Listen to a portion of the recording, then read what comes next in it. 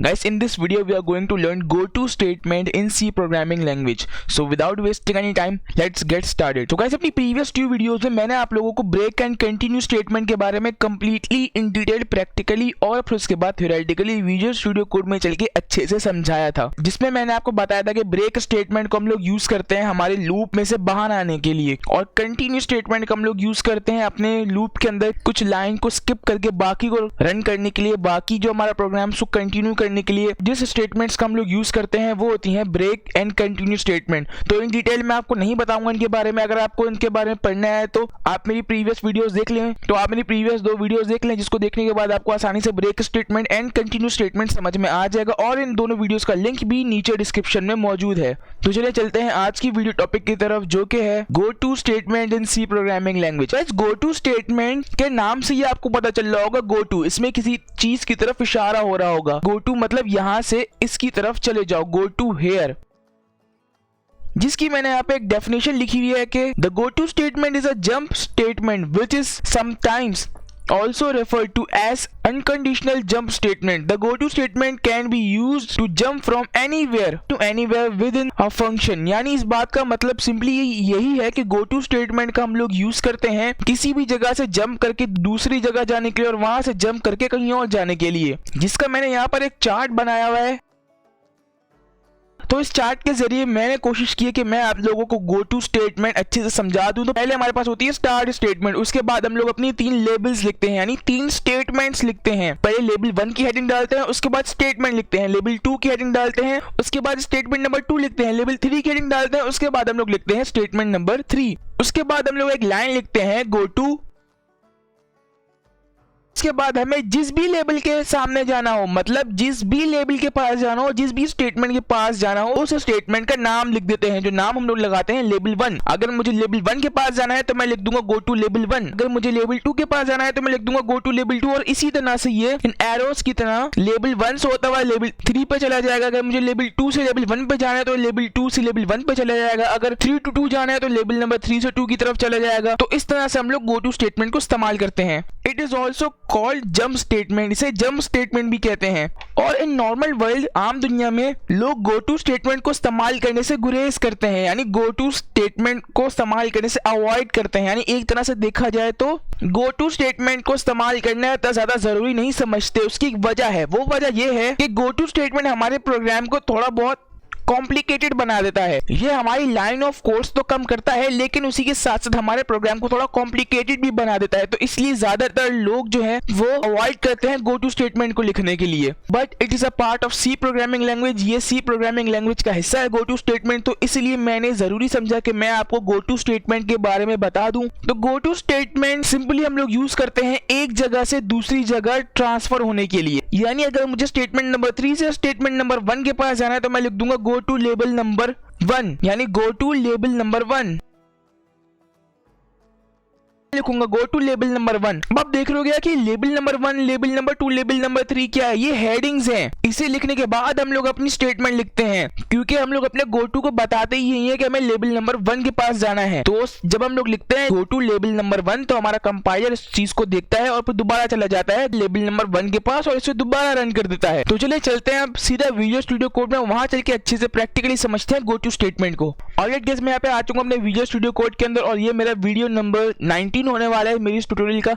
अगर आपने playlist access नहीं की तो इस प्लेलिस्ट को एक्सेस कर लेना। इस प्लेलिस्ट का लिंक नीचे डिस्क्रिप्शन में मौजूद है, यहाँ क्लिक करके बुकमार्क, यहाँ क्लिक करके सेव कर लीजिएगा और ये प्लेलिस्ट आपकी हो जाएगी।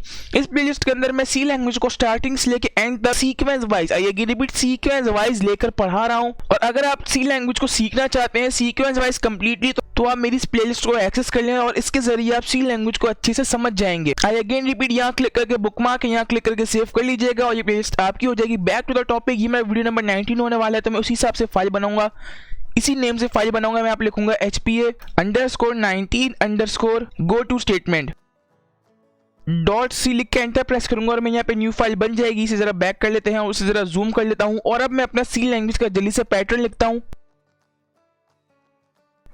और अब मैं यहाँ पे गो टू स्टेटमेंट की हेडिंग बना लेता हूँ जल्दी से। और गाइस अब मैं यहाँ पे लिखूंगा लेबल। ऑलराइट गाइस, अब अगर मैं यहाँ पे लिखूं लेबल, उसके बाद मैं एंटर प्रेस करूं और फिर मैं यहाँ पे लिखूं printf, और फिर इसके अंदर मैं लिखूं I am making a go to statement। ये लिखने के बाद मैं एंटर प्रेस करूं और फिर इसके बाद मैं यहाँ पे लिख दूंगा गो टू लेबल। अब मैंने क्या किया, पहले मैंने एक लेबल नाम की हेडिंग बनाई जिसके अंदर मैंने लेबल के अंदर है क्या है, मैंने लेबल का स्टफ लिख दिया। ये लेबल की ये जो मैंने लाइन लिखा हुआ है इसकी हेडिंग लेबल है, इसको मैंने लेबल से रिकॉग्नाइज कर दिया। अब फिर उसके बाद मैंने नीचे लिखा गो टू, फिर लेबल लिख दिया। अब क्या होगा, मेरा कंपाइलर आएगा लेबल को पढ़ेगा कि अच्छा भाई ये लेबल है, उसको ऐसा लेबल कंसीडर कर देगा। उसके बाद आएगा नीचे देखेगा गो टू लेबल, तो दोबारा इसके पास चले जाएगा, इसे प्रिंट कर देगा। फिर नीचे आएगा देखेगा गो टू लेबल, दोबारा इसके पास चले जाएगा, प्रिंट करता रहेगा। और इस तरह से मेरा ये कंपाइलर इसे रन करता रहेगा। कैसे, मैं जल्दी से आपको इसे रन करके दिखाता हूँ। और इसी के साथ जरा \n भी लगा देता हूँ, यहाँ पर सेव करता हूँ और रन करके दिखाता हूँ मैं आपको। तो देखिए गाइस, ये बिल्कुल मेरा इनफाइनाइट लूप बन गया, ये चलता चला जा रहा है। मैं जल्दी से इसे स्टॉप कर देता हूँ, नहीं तो ये मेरी प्रोग्राम की मेमोरी लॉस कर देगा। ये इनफाइनाइट तरीके से रन होता गया जब तक मैंने इसे खुद स्टॉप नहीं किया।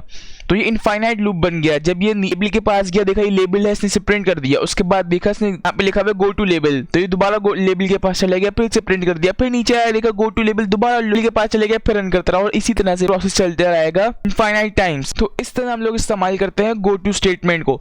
अब इसका एक और तरीका भी इस्तेमाल करने का, वो हम लोग इस्तेमाल करेंगे लूप में, लेकिन पहला तरीका है, ये पहला तरीका है जिस तरह से हम लोग किसी गो टू स्टेटमेंट को इस्तेमाल करते हैं, वो हम लोग इस्तेमाल करते हैं एक इनफाइनाइट लूप के लिए। अब जरा मैं इसको कमेंट आउट कर देता हूँ और अब मैं यहाँ पे लिखता हूँ एक फॉर लूप। मैं यहाँ पे लिखता हूँ फॉर, मैं यहाँ पे लिखूंगा int i is equal to 0, i is less than 10 and फिर i प्लस प्लस। आप यहाँ पे सिंपली int i करके भी लिख सकते हो, इसके बदले आपको दोबारा ऐसे लिखना नहीं पड़ेगा int i।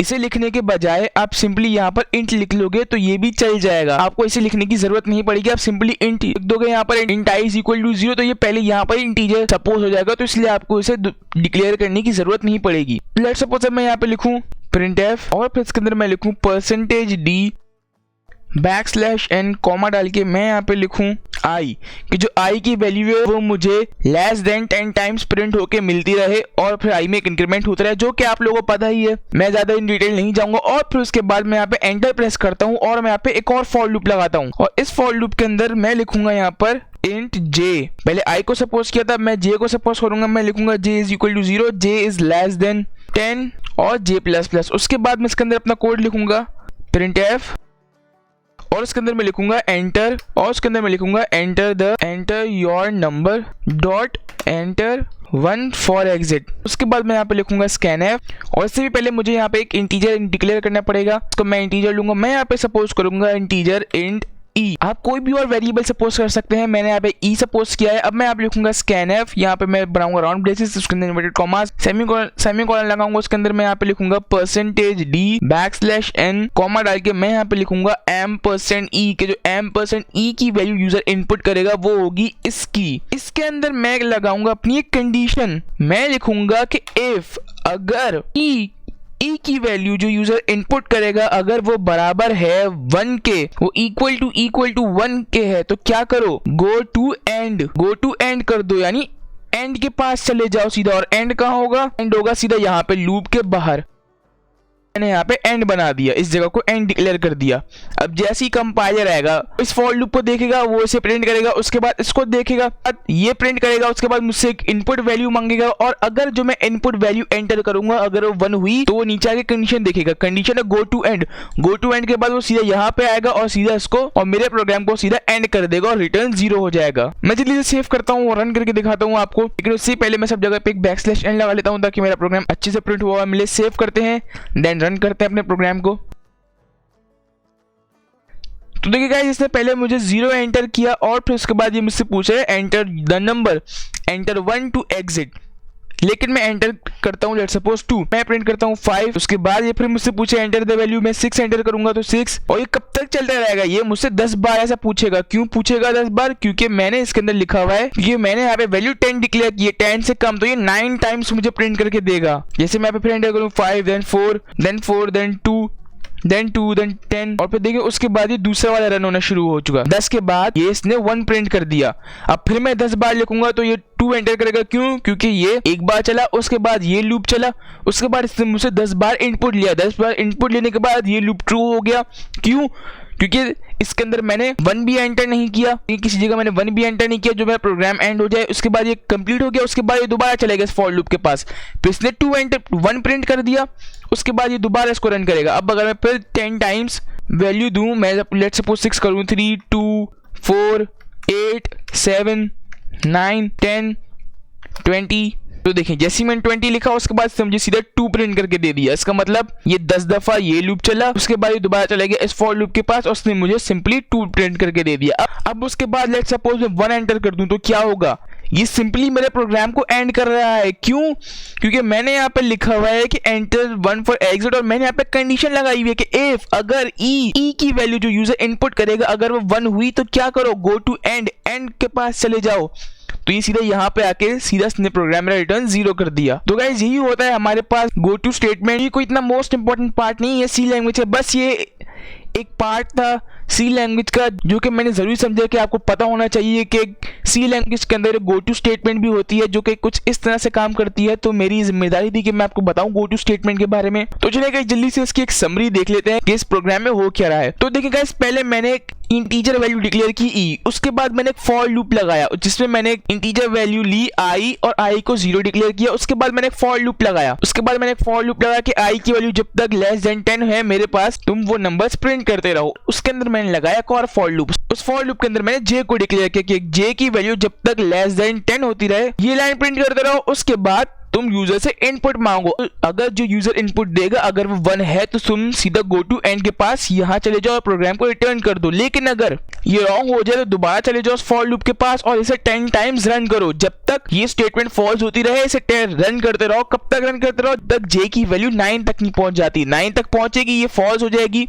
ये इस फॉर लूप से बाहर आके सीधा इस फॉर लूप के पास चला जाएगा और फिर 2 प्रिंट करेगा और फिर 2 प्रिंट करने के बाद दोबारा इस फॉर लूप के अंदर आएगा, फिर 10 दफा वैल्यू ये हमसे पूछेगा। अगर हम 1 से छोटी एंटर करते रहे तो एक वक्त आएगा जब ये पूरी फॉर लूप जो ट्रू हो जाएगा उसके बाद ये सीधा चला जाएगा मेरे इस फॉर लूप के पास एंड 3 प्रिंट करेगा। उसके बाद 1 2 3 ऐसे करके प्रिंट करता रहेगा। लेकिन अगर बीच में ये मुझसे वैल्यू इनपुट मांगे और मैं वैल्यू इनपुट कर दूं 1 तो क्या होगा, तो जैसा कि आपको पता है सीधा गो टू एंड को देखेगा गो टू एंड यानी एंड कहाँ लिखा हुआ है, तो देखिएगा ये एंड सीधा यहाँ पे लिखा हुआ है। यहाँ पे आने के बाद कंटिन्यू कर देगा और सीधा रिटर्न 0 हो जाएगा। कंटिन्यू मतलब यहाँ से प्रोग्राम मेरा आउट होकर इस जगह पे आ जाएगा, यहाँ से मेरी गो टू की स्टेटमेंट जंप होगी, यहाँ से मेरा कंपाइलर गो टू एंड को देखेगा और जंप करके सीधा चले जाएगा एंड स्टेटमेंट के पास और यहाँ से प्रोग्राम को रीड करके रन करना स्टार्ट कर देगा। चूंकि मैंने यहाँ पे कुछ लिखा ही नहीं है तो सिंपली मेरे प्रोग्राम को रिटर्न 0 कर देगा। तो गाइज ये हो रहा है हमारे इस गो टू स्टेटमेंट के अंदर। तो गाइज यही था हमारा गो टू स्टेटमेंट। मैं उम्मीद करता हूँ आपको समझ में आ गया होगा और आपको पता चल गया होगा कि गो टू स्टेटमेंट हम लोग किसे कहते हैं। अगर आपको वीडियो पसंद आई हो तो इस वीडियो को लाइक करना ना भूलिएगा, चैनल पर न्यू तो चैनल को सब्सक्राइब करना ना भूलिएगा। तो गाइस उम्मीद करता हूँ आपको आज की वीडियो पसंद आई होगी। प्लेलिस्ट को एक्सेस लाजमी कर लीजिएगा, प्लेलिस्ट का लिंक नीचे डिस्क्रिप्शन में मौजूद है। उस प्लेलिस्ट के अंदर मैं सी लैंग्वेज को स्टार्टिंग से लेकर एंड तक पढ़ा रहा हूँ। गाइस अभी तक के लिए बस इतना ही, मिलता हूँ अगली वीडियो में, तब तक के लिए thanks for watching and don't forget to subscribe.